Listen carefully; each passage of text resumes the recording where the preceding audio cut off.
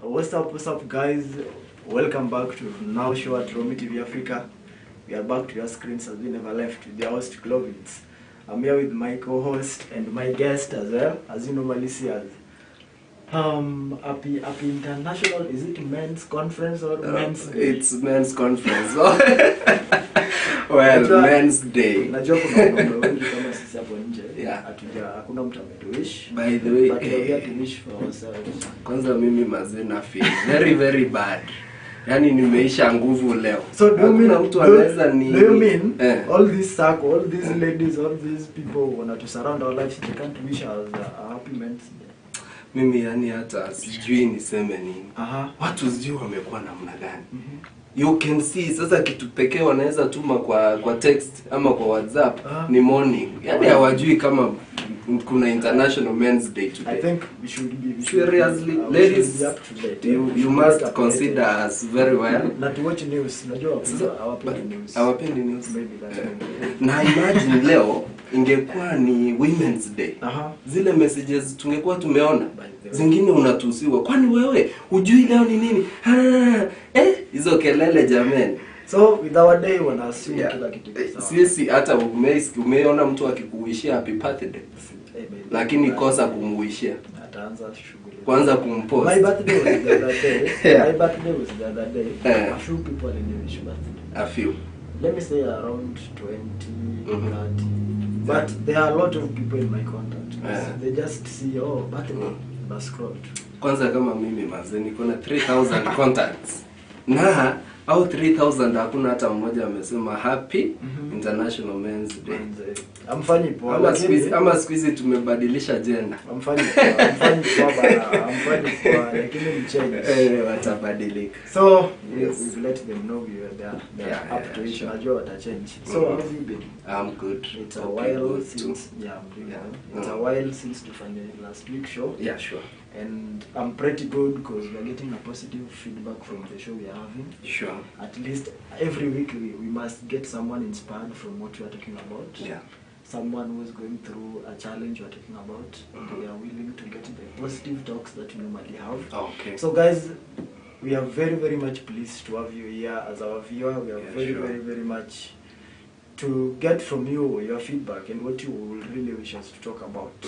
So I'm not given the opportunity to welcome yourself, so talk to us. Mimi kwanza kitu inaniuma ni International Men's Day. But anyway, hello guys, I hope you're good. Welcome to our show. I'm really humbled. Kuna zile comments napata, kuna zile messages napata, zile calls napata. You guys are super amazing, and I hope your weekend is really good. We're here today to bless you. Exactly. How we normally do it. Today is maybe another different topic, but we're gonna do it the same way. Until the last time we told them we're planning to get out to reach to the society. Yeah, sure. That's still in plan, and we are getting out to you. Najua kuna watu wengi out there, they still go through a lot in mental health. We've not changed. As you can see, we are still on mental health. But today we are talking about, we are still continuing the process that we're talking about. But today we are on a different thing. And part of it is the stages of stress. So we are still talking about stress, and today we are going to look at burnout. Burnout, we are going to get what burnout, our burnout, how are they into our life, and how they affect us, and what this type of stress, and how is it implemented in human's life. So viewers, if you are new to Romi TV Africa, can you take a moment, subscribe to Romi TV Africa? Sure.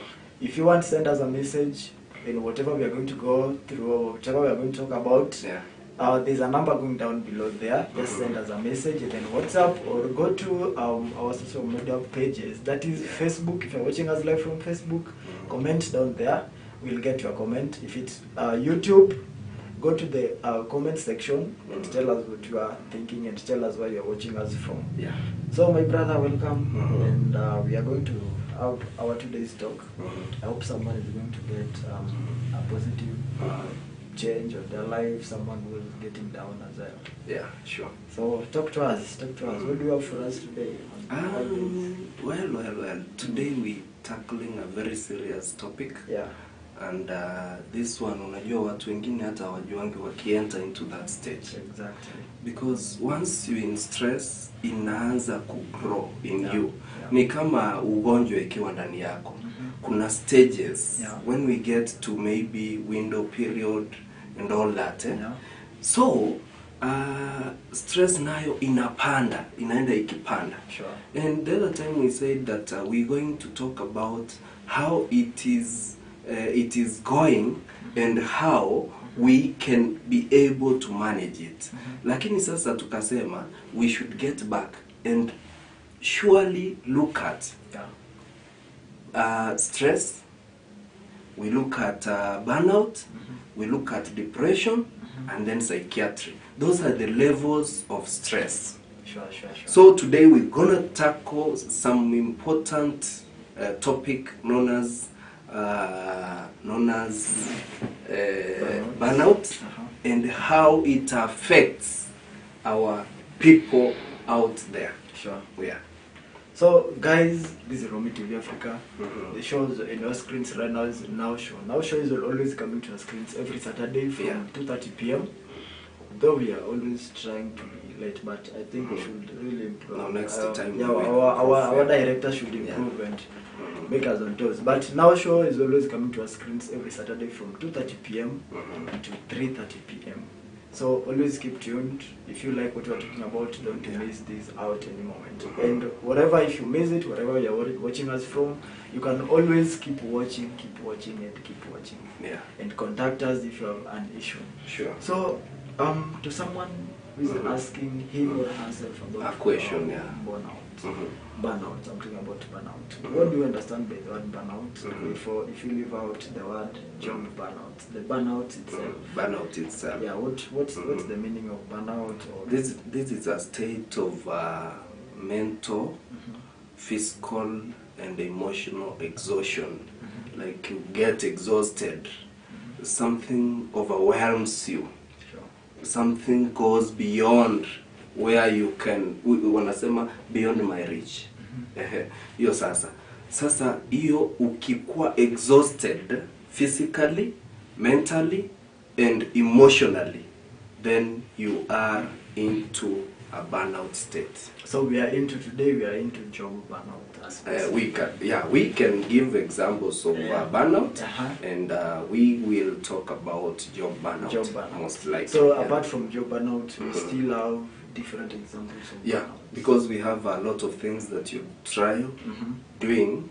At some point, when you're doing them, you feel like umechoka nazo. Sure. Hata maisha tu umechoka nayo. It's not only work burnout. There are a lot of things that mtu anapitia kwa maisha ambayo ina lead to burnout. Sure. Yeah. Exactly. Guys, I think you are getting this. Isn't if it is in almost in our daily lives. Yeah. So, sick to mpya. Yeah. Maybe the name sounds to be way different. Yeah, but sure. Nile kitu tu kawaida. But haujui inaitwanga aje in English or in Kiswahili or what is happening to me. So I think it's a great pleasure to have this topic today. Yeah. Ni kitu watu wengi will go through the burnout and how because it's a physical and emotional stuff that happens to us. Yeah. It's not only physical or emotional. Yeah. It can either happen to you physically. You feel you just generally feel you're exhausted, you're tired, and mentally you are tired. Mentally, yeah. Kuna zile point umekwama. Unajua kunafika mahali ulikuwa unafikiria kitu unakwama. Exactly. Like unakwama, there is no ufikiri mahali umefikiria na kwenda mbele. Sure. Yani uko hapo tu. Yeah. So there's that point when I feel I'm not able to do this. When I feel I'm tired mentally. Yeah. Staki kusikiza anything. I just need a cool place. I don't want to listen to any music. I don't want to listen to anyone speaking. Yeah. I just want to be there, not sleeping, but just there in a cool environment, silent environment. I think that's another situation of burnout. Yeah. So, but going straight to what we are going to talk about today, which is the job burnout. Is it a situation whereby we can only get it from work, or what do you refer to as now? This is job burnout or work burnout. this is where you feel much frustrated with your work. Sure. And you feel much tired, exhausted. Like you don't want to continue either working or rather still the duties now you're having on your table or on your desk are overwhelming you.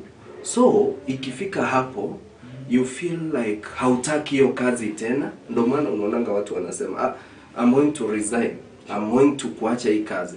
Hii kazi inanipatia stress, hii kazi iko na pressure. Hapana, hakuna pressure, ni burnout. Yeah. Well, I think isn't vitu zinatupendekea but hatujui maana. Yeah, sure. When I was as well trying to research about these things called, when I was trying to go through the burnout thing, I realized myself there's a point as well, you get tired of work, you get to be very, very exhausted, because you know, mostly if your work is mostly based on, you are in computer, you work on monitors, screens, apart from phone, you don't pay enough affect much of, and your eyes get tired, like it doesn't want to see any light, you just need to close your eye and rest. So is this as well a type of, let's say, a burnout or a burnout? Yeah, you're right. And again, you feel kind of frustrated.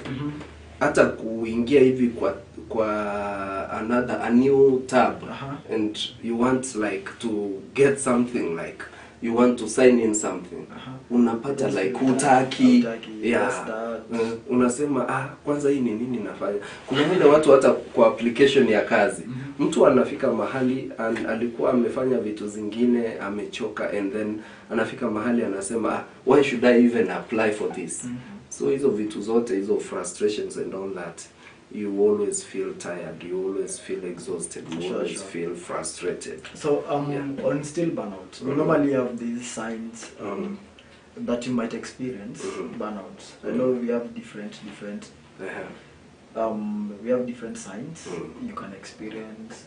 What can you tell us these signs are? Tell someone that you are now in this stage of burnout, or either it can be a job burnout or any other type of burnout. At first, the first sign or the first symptom is anxiety. Sure. You feel anxious about things. Anxious about happenings. Anxious about another thing that you tackling, or another task you into.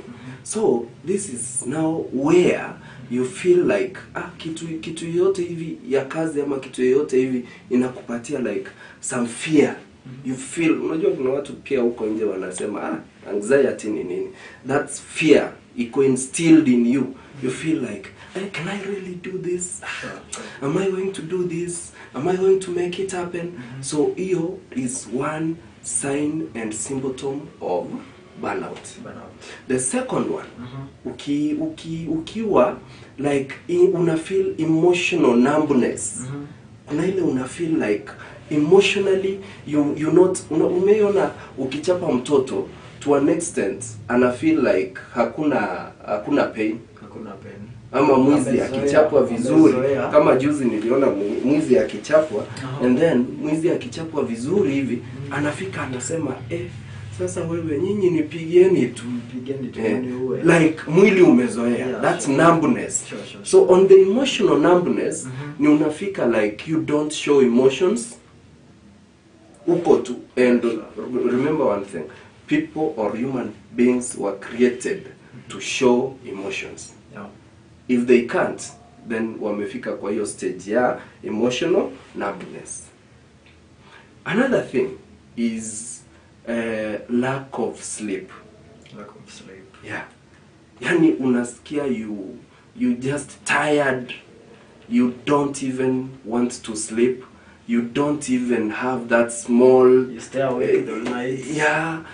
Hadi unashindwa kwani ni siku hizi nimekula na chakula yenye nakulanga, and this mboga siku hizi imegeuka ikakuwa mera, ama maji yenye tunatumia kupika hata ugali siku hizi ni coffee. So you feel like yani hauna usingizi kabisa. And at some point you might not be thinking, uko tu umekosa sleep, and you just there umetulia tu. Yeah, that one is equally another sign that is portrayed. You feel like you tired. Hata unajua kitu kingine, umeipata mtu amelala tu lakini hakuna usingizi. Mtu anakuambia give me some minutes na feel I'm sleeping. After some 5 minutes anakuambia back like I'm back. I thought ningelala. Yeah, usingizi haija. Yeah. So another thing ni lack of creativity and purpose. Ukifika kwa burnout, kama wewe ni mtu ulikuwa unafanya in a competitive in a competitive environment, that you could think fast, you could provide solutions, you could be a problem solver, you could give out solutions. Unafika to a point creativity inaisha. You don't feel like uko sawa anymore. And again unapata like mimi sasa kitambo nilikuwa nafikiria hivi, kitambo nilikuwa nafanya hii, and what has happened? So those are the signs and symptoms of burnout. Yeah.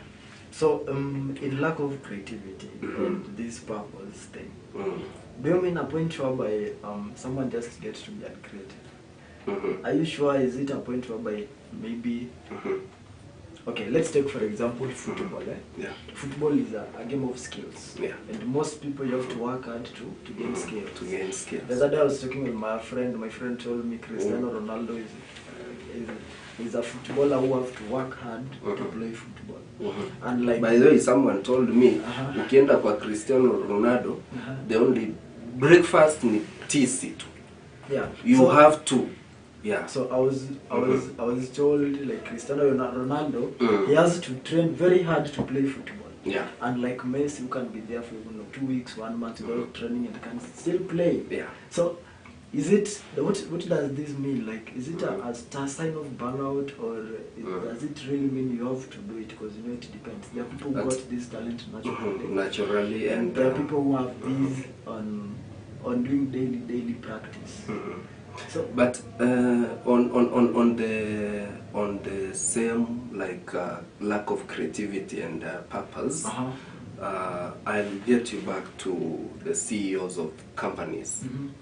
You know, wale watu at most ukiuliza mtu ni wakati mgani anapata ideas, atakwambia akiwa kazini hakuna idea ako nayo. Hakuangi na idea. Akiwa kazini anataka tu kudeal na whatever that is on the desk.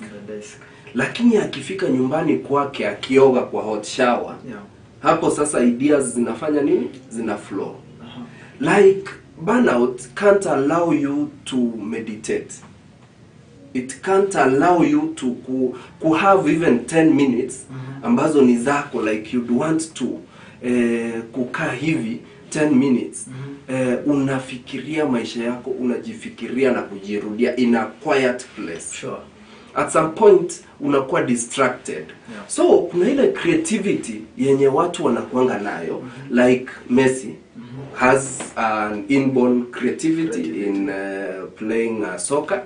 And when we get to someone like Ronaldo, who always trains, unapata yeye hata breakfast ni kutrain, lunch ni kutrain. But again, it's an habit, unajua. Kuna wale watu wamezoea, like you do something in 21 days repeatedly, it becomes part of so you. So that it gets to your genes. Yeah, inakuwa part of. Sure. Yeah. So guys, this is still now show. Live in your screens. What do you think about the burnout? Have you ever been into this stage whereby you just got a lot, you can't get enough sleep, you are just anxious? Has this happened to you? Like how are you able to manage this? Tell us all that, tell us all you think, tell us all your views, what you've gone through in the comment section. If you are watching us live from Facebook, tell us down there in the comment section. If you are watching us live from YouTube, tell us in the comment section. And if you are capable of reaching out through WhatsApp, there's a number going down in your screens. Kindly reach out and tell us how you managed to do this.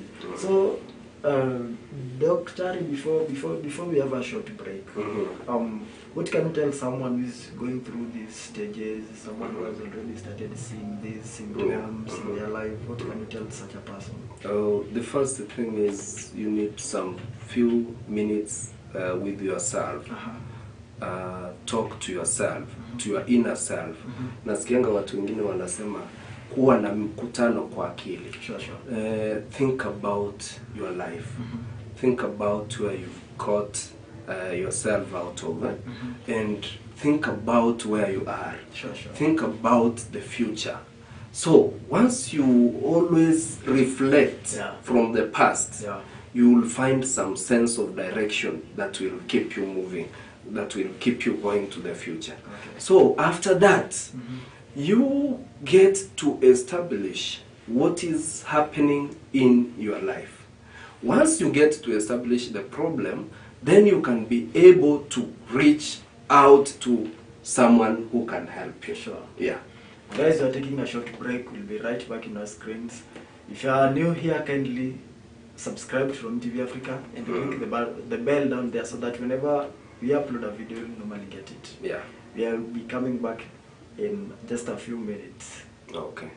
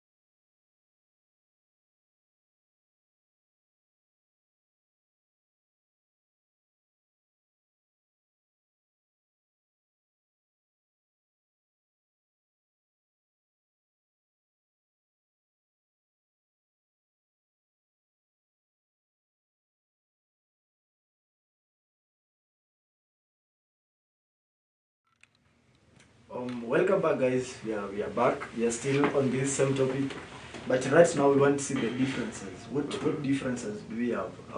Maybe someone may be am I burnt out or am I stressed? So we want to look at what are the differences that you have between burnout and stress. Because you may get someone telling you, I don't know if I'm burnout or I don't know if I'm stressed. Is there differences we have between these two? Sure. We have differences between burnout and stress. But again, I'd want to tell you that burnout is brought by stress. The initial stage is stress. Once you're stressed, then you enter or you get into another level or another stage that is now burnout. But then before, on stress, it is something at least you can inaweza toka haraka. But when you get to burnout, it needs a professional to talk to. One thing I know is that stress can be manageable at earlier stages. Burnout, you'll just realize when it's gone out of control. At some point, you might be feeling defeated. This is where mtu anakuwa defeated na stress, defeated na kila kitu, anakuwa defeated na ideas, anakuwa defeated at a loss of weight inaokaa. So when this person amefika hapo, then inamaanisha huyu mtu amekuwa drained emotionally, amekuwa overwhelmed kabisa na kila kitu, physically anakuwa overwhelmed, hata mwili inakataa. Yeah. So to someone, because you know there may be someone out there watching, and they're like, so in this situation, am I stressed or not? But I'm pretty sure you've gotten that. You've been told well that the first thing that will happen to you will be getting into stress before getting to the worn-out stages. So you must take in, because I remember the last week we talked about stress. And we the talked stages about stress. in stress, and we realized that stress will lead someone to depression and all that. So I think we are capable of telling now the differences between we have stress and burnout. So apart from this, I know there are, what you've mentioned here, the stages of burnout. There are people going through them actually. But is there a way someone to overcome all these stages or all these processes? Maybe someone is already realizing, I can't get enough sleep, or I can't just get over being anxious about something, or I can't just get my skills back. I used to be creative. I used to do a lot. Maybe those were geniuses, those who got the talents for themselves. For themselves. Like, is there a way of preventing this? Yeah, sure. We have a lot of ways that you can always get out of burnout, and mostly this is where you realize that you yourself, you've been disengaged from activities. You've been emotionally drained and all that. Now to get that back, you should reflect about what has happened before and now what you're going through. After that, you seek a therapist. So is it only through therapist that someone can most likely, because burnout, you will feel it has three symptoms. That is the part of physical, where you will feel lose weight and all that. Kuna emotional na kuna mental. So when you get into that, now you are defeated kabisa. Even if you try to reflect upon your life and anything, you cannot get it wholly like you could have gotten it from a counseling psychologist, maybe a therapist, or someone who offers services ambazo zinaweza zikakusaidia.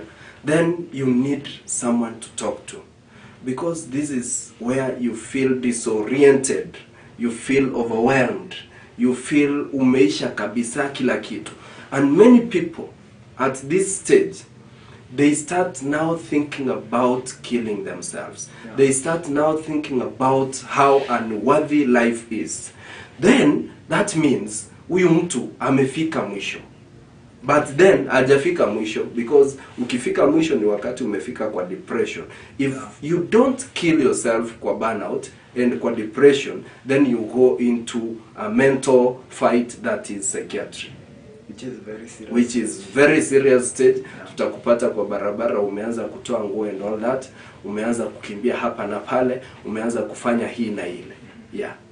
And I want us to relate in this situation, or in this case whereby currently we have a lot of things, a lot of, I can say, is it tags or maybe kindao. In most of these activities we've heard of people being snatched things live, like in public, you're just making on your ways, someone just comes from nowhere and snatch you, and if you try to make any noise, you're shoot, or there's several injuries that they may harm you. Sure. So I'm into it. Are these people, because most of them they are youth, we've seen these pictures circulating all over the social media. So I'm wondering, are these people getting into this? Are they in these stages of stress? They've gone through something in life, or it's just their decision to want to live through what they're doing? Okay, life can make can make you feel miserable. And life itself can be miserable. So at some point kuna wale watu wako naturally like ni watu wabaya tu. Na kuna wale watu wamepitia maisha until they feel like there is nothing else I can do other than getting someone's thing and stealing from someone. So ikifika hapo, that's nudge and all that, mtu anakukosea and all that, mtu amefika at a stage anafeel hata hakuna umuhimu wa maisha. And when you look at these people, because if you love yourself, you can't get out and involve yourself in crimes. Involving yourself in crimes might be one of the reasons why you'd want to maybe die, or you'd want to do something wrong so that someone can harm you, or you can relieve yourself of your life and whatever you're doing. Sasa kuna wale watu unafikiria hivi, unapata mtu anafikiria anasema mimi sasa nitaengage in a crime activity because there is nothing I can do. Ni siku gani sasa sikukufa? Are you saying maisha imenikalia ngumu, hakuna ni kama mimi nimekufa. So if I can still do this, then I am already dead. And those are 1,000 among the 1,000 ways to kill yourself. To kill yourself. Because it's something they do publicly. They don't take any concern, like going out there publicly and doing such a thing. And you never know who you're going to rob. Exactly. Because if you rob someone like me, mimi ni ninja bana, nitakuwa. maybe someone like me will box you. Someone can box you. Very well. So I was just like, and these people as well, apart from whatever we go through in life, can they be in either these categories of maybe stress? Because I know in these situations a lot of things do happen. We do communicate a lot for ourselves, mostly men, because most people doing this, they're men.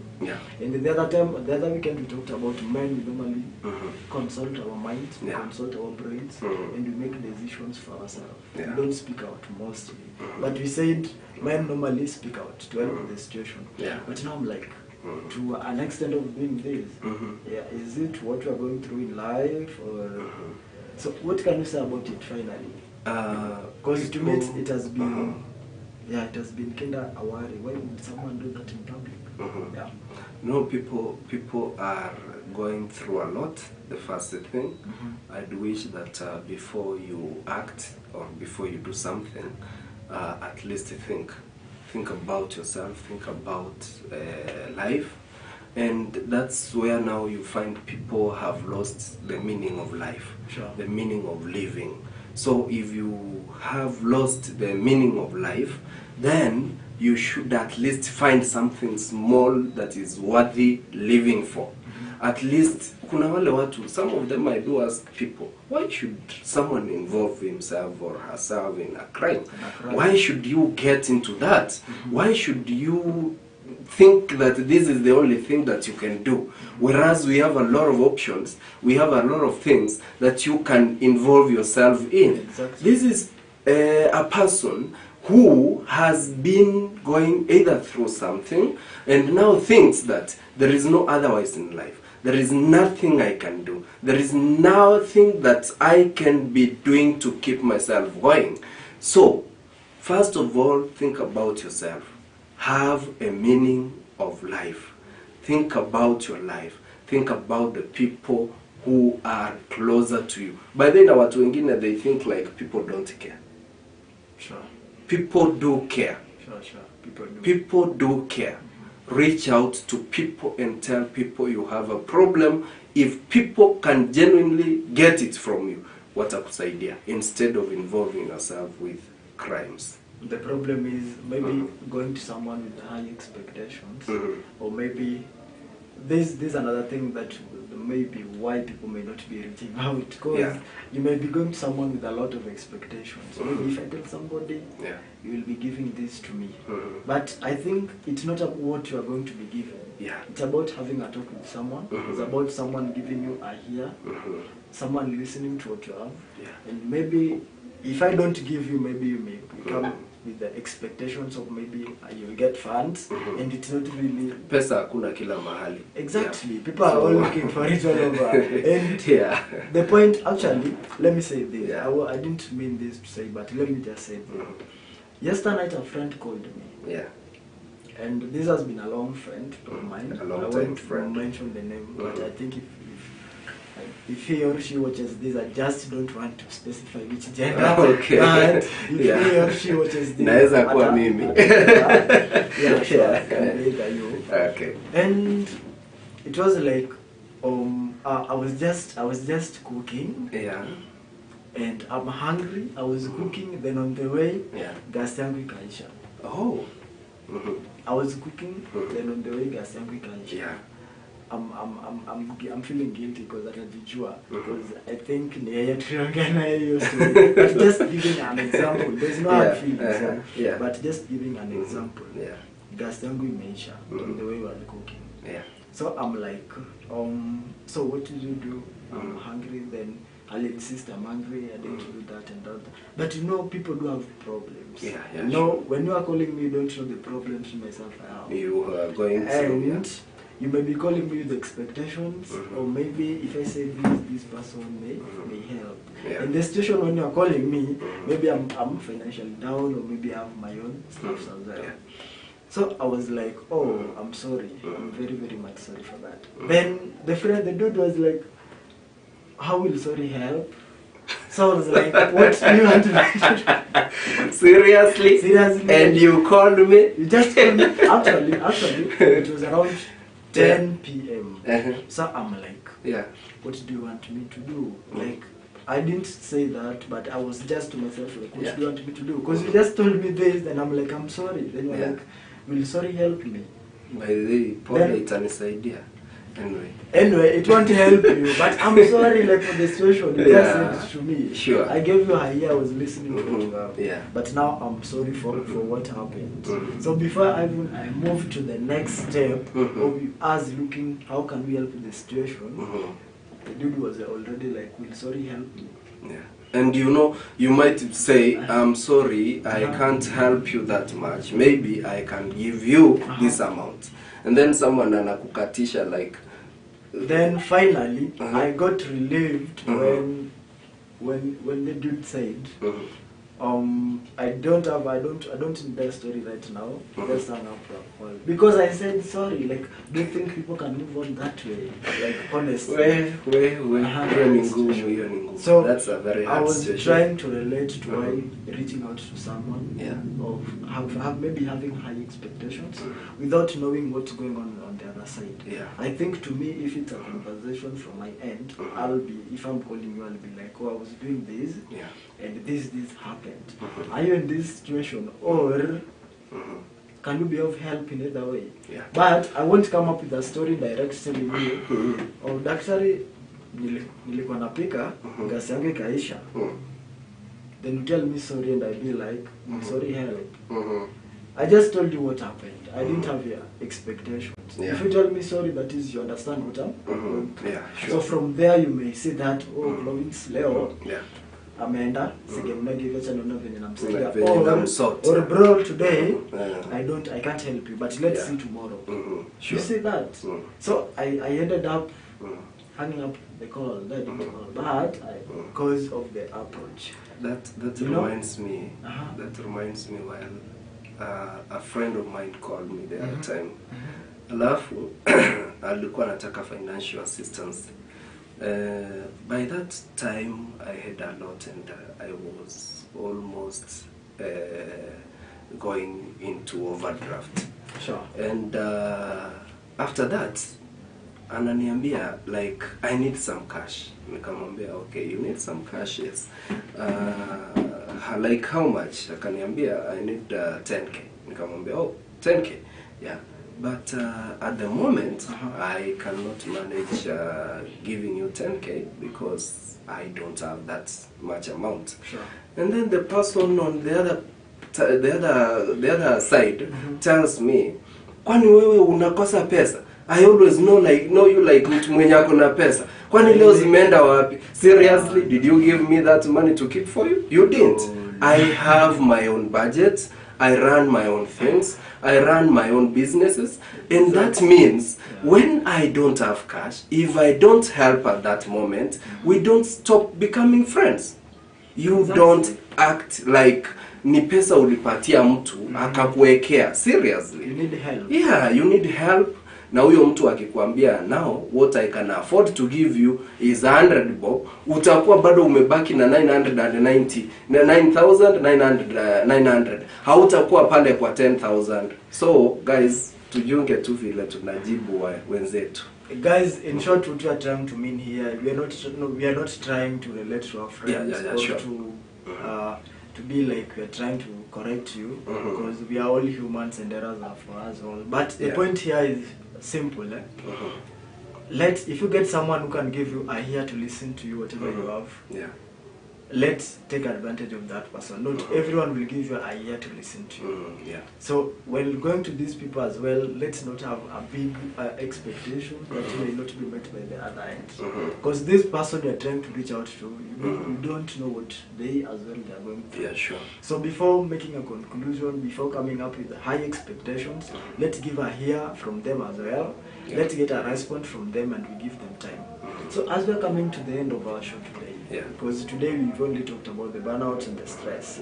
We still have a long way to go into looking at this bit by bit. And as we're listening to our fans and what they are saying, what do you have to tell our viewers and someone who has the same challenges, everything we've talked about today? Maybe you can talk to them. Thank you so much, Clovince, for the opportunity here today that you've given me to talk about burnout. Though we've not exhaustively talked about everything that revolves around burnout, but we're giving room to other programs to run. I'll say this. When you feel that you are in a burnout related thing, the best thing is reach out to people close to you. Reach out to your relatives, reach out to your friends, and again, make new friends. So don't just say like, I want to isolate myself. Isolation itself makes you get a serious problem more than whatever you are going through, because that's when other thoughts could be running through your mind. Another thing that I want to tell you is this. If it's work-related burnout, reach out to your co-workers. Talk to them, know how to do it, know how to go about it, and how to get out of the situation. Don't forget, if it overwhelms you, reach out to a therapist. Exactly. And the most important thing there is therapist. Yeah, sure.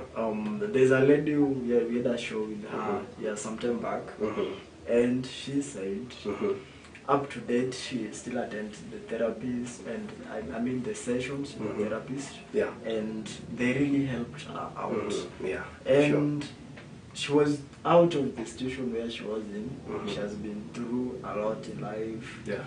And personal life, in family life, the road to marriage, with all work those related.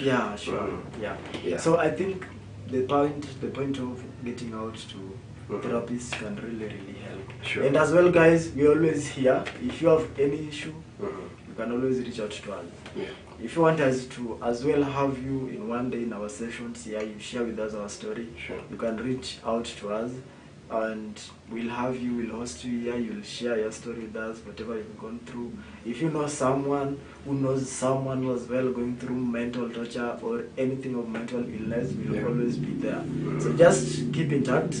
We have our numbers going down below there. So don't hesitate to communicate to us. It has been a nice time together. And being Men's Day, we just said a little today because we still have a lot to say. But as men, we need to get out there, get something fresh, and as well being Saturday, and keep our mental health safe. So guys, if you are capable of joining us, we can pin location and join us as well. So thank you very much for joining. Or maybe if you have maybe a parting shot. By the way, before a parting shot, umesema tunaenda kanisa ama club? we talk about that. International Men's Day, we dealing with it. Sisi tunaidil nayo in the next few minutes. Hata kama mlikataa kutu Men's Day. Yeah, okay, sure. Yeah. And guys, I'd wish that nothing makes you defeated in this life. Exactly. Remember, your life is so sacred. Don't ever think about losing a life. Don't ever think about killing yourself. Don't ever think about suicide. If you ever think about anything that is troubling you, and you see the only route that it is leading to is suicide or anything like that, kindly don't harm the people around you. Sure. If you're going, just go alone. But I don't want you to go. Reach out to me, I'll help you. Nitakuwa hapo nikusaidie. Thank you so much. Peace. Guys, I've been your host Clovince at Nyaumboh. It has been an amazing time. If you are new here, don't forget to subscribe from TV Africa. Support us. We are moving. Let's now journey to 2K subscribers. Yeah, 2K. Yeah. Guys, let's get there. Then tuendelee tukisonga kwenda hivyo. We are very, very much happy for your support all through, and it's all our pleasure. Yeah. Thank you very much, and once again, happy International Men's Day. Day. Thank you. Bye, guys. See you bye. next time. Yeah.